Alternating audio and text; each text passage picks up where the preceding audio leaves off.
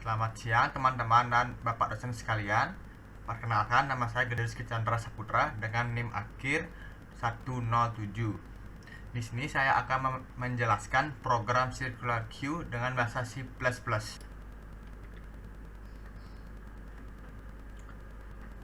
Di program Circular Queue terdapat beberapa topik.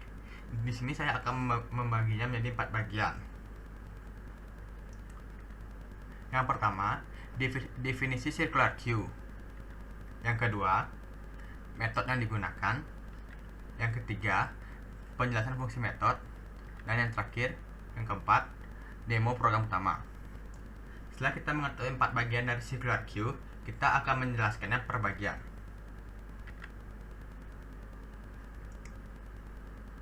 Di sini saya akan masuk ke dalam topik yang pertama, yaitu definisi circular queue. Definisi circular queue adalah suatu jenis variasi dari program queue di mana nilai front dan rear pada akhir program akan saling bersebelahan.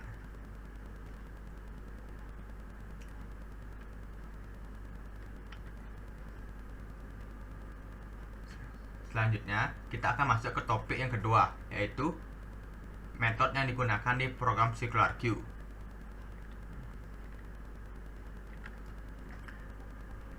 Metode yang digunakan di program circular queue terdiri dari 3 bagian, yaitu yang pertama, definisi enqueue. Enqueue adalah fungsi yang digunakan untuk menambah nilai atau elemen. Yang kedua, definisi dequeue. Dequeue adalah fungsi yang digunakan untuk menghapus nilai atau elemen. Dan yang terakhir, ketiga, definisi display queue. Display queue adalah fungsi yang digunakan untuk menampilkan nilai atau elemen.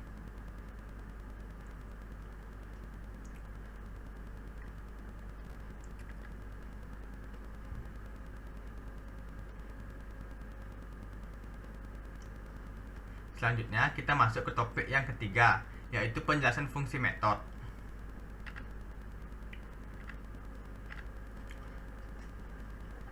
Pada line 4-13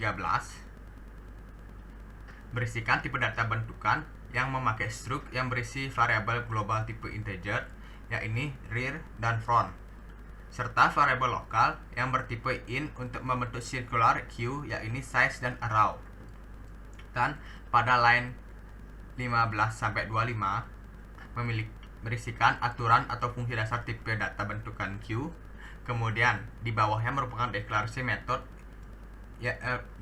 untuk menyusun circular queue.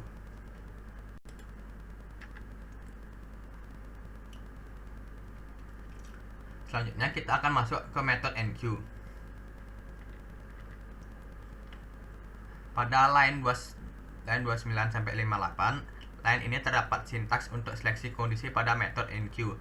Selain itu juga terdapat pengecekan data pada queue.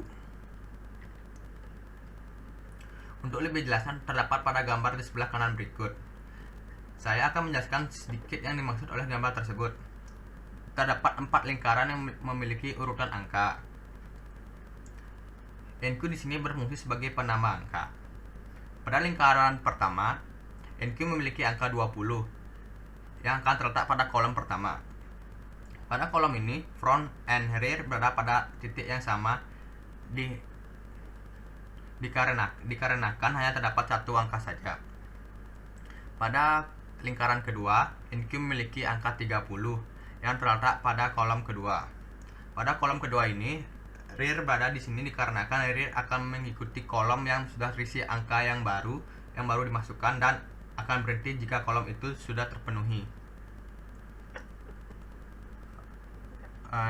Lingkaran yang ketiga, enqueue memiliki angka 10.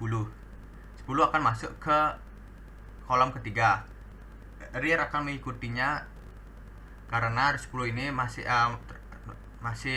angka baru. Terus yang keempat, enqueue memiliki angka 25 yang akan masuk ke kolom keempat. Rear akan mengikutinya terus sampai kolom ini terpenuhi.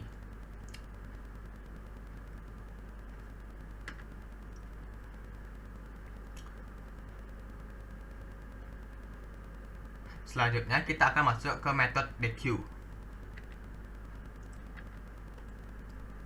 Pada Pada line 65 sampai 85, line ini terdapat sintaks untuk seleksi kondisi pada metode DQ. Selain itu juga terdapat pengecekan pada data Q. Untuk lebih jelasnya bisa dilihat pada gambar di sebelah kanan berikut. Saya akan menjelaskan sedikit yang dimaksud oleh gambar tersebut. Terdapat 4 lingkaran yang memiliki arti yang berbeda. DQ di sini berfungsi sebagai penghapus angka yang telah selesai diseleksi. Kolom yang kosong akan diisi oleh angka baru dari NQ.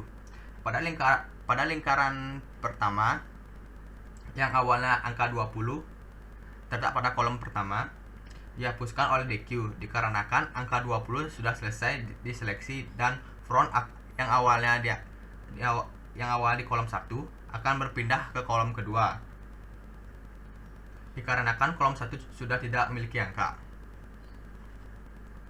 Pada kolom kedua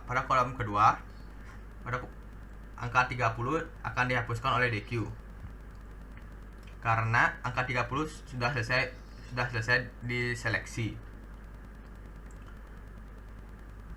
Front akan terus berpindah menuju kolom yang memiliki angka belum diseleksi pada lingkaran tersebut.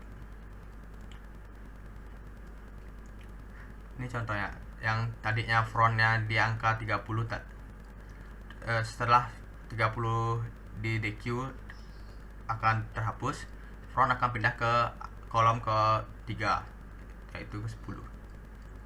Lingkaran yang ketiga yaitu NQ memiliki angka 5. 5 ini akan masuk ke kolom ke-5. Yang awalnya rear berada di 25 akan menuju ke 5 untuk memenuhi kolom tersebut. Terus ke lingkaran yang keempat, NQ memiliki angka 15 yang akan dimasukkan ke kolom pertama. Rear juga akan mengikutinya untuk memenuhi kolom baru itu.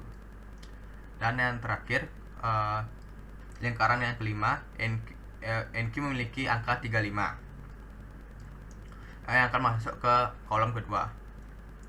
Rear akan lagi berpindah untuk memenuhi kolom-kolom tersebut.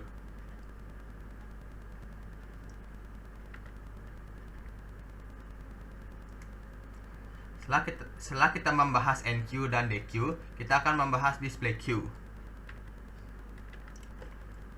Pada line 87 sampai 108, display Q digunakan untuk menampilkan nilai yang diinput melalui NQ dan nilai yang dihapus melalui DQ. Untuk lebih jelasnya terdapat pada gambar di sebelah kanan berikut ini.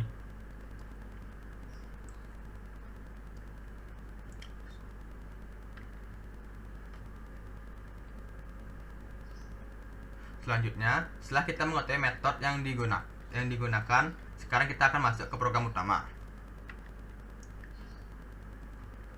Pada line 111 sampai 138, ini adalah program utama yang berisikan implementasi dari metode yang dicanangkan pada inisialisasi.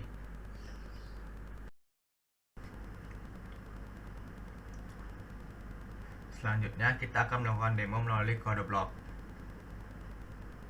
Ini adalah suatu program Singular Q yang dimana tadi saya jelaskan per line-nya. Nah, coba kita build and run untuk mendapatkan hasilnya.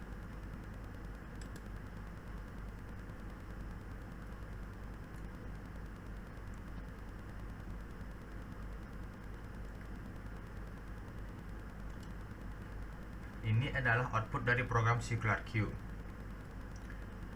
Di angka pertama dan kedua, yang awal 20 dan 30, setelah di DQ akan digantikan atau terhapuskan dikarenakan angka tersebut sudah selesai pengecekan dan akan diisi oleh angka-angka baru. Contohnya 5 dan 15 berikut ini.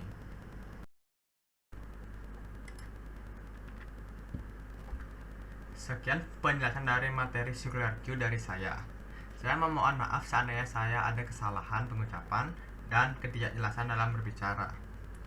Sekian dan terima kasih. Selamat siang.